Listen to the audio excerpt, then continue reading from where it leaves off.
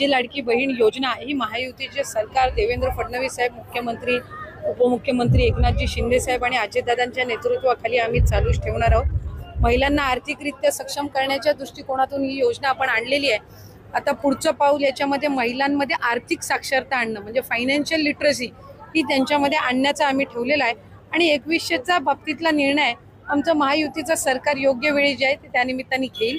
आम्ही लाडक्या बहिणींना दिलेलं वचन जसं 1500चं पूर्ण केलेलं आहे तसं 2100चं सुद्धा दिलेल्या वचनापासून आम्ही काही हरकत कधी घेणार नाही आणि लाडक्या बहिणींच्या आयुष्यामध्ये आनंद महायुतीच्या सरकारच्या माध्यमातून असंच चालू आहे। मात्र विरोधकांकडून याच मुद्द्याला धरून वारंवार टीका केली जाते की सरकारने कुठेतरी लाडक्या बहिणींची फसवणूक केली आहे। विरोधकांची नजरेत सुरुवातीपासूनच लाडकी बहीण योजना खूपच आलेली आहे।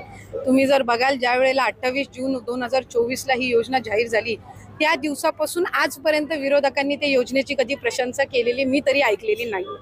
त्याच्यामुळे त्यांना माहिती आहे की ही योजना जी आहे महिलांच्या आयुष्यामध्ये त्या ठिकाणी चांगले दिवस आणते, आनंदाचे दिवस आणते।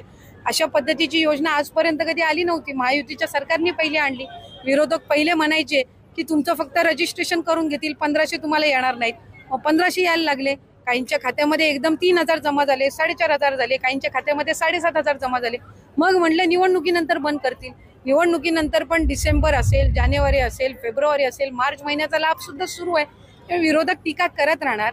त्यांच्यामधलं जे नैराश्य आहे ते कुठं ना कुठेतरी या योजनेवर काढण्याचा त्यांचा प्रयत्न राजकारण सध्या बदलताना दिसतंय। काल जयंत पाटील अजितदादांची भेट झाल्यानंतर नवीन नाही, एका सार्वजनिक कार्यक्रमामध्ये भेट होणं, आम्ही काही एकमेकाचे काही शत्रू नाही आहोत। राजकीय वेगवेगळे जरी त्या दोघांनी त्या ठिकाणी निर्णय घेतलेले असले एका सार्वजनिक कार्यक्रमामध्ये स्वाभाविकरित्या आज मुख्यमंत्री, दोन्ही उपमुख्यमंत्री किंवा कुठले मंत्री किंवा समोरचे विरोधी पक्ष नेते जरी आले तरी त्या निमित्ताने एका व्यासपीठावर असतात। त्याच्यामुळे त्यामध्ये काही असं वेगळं काही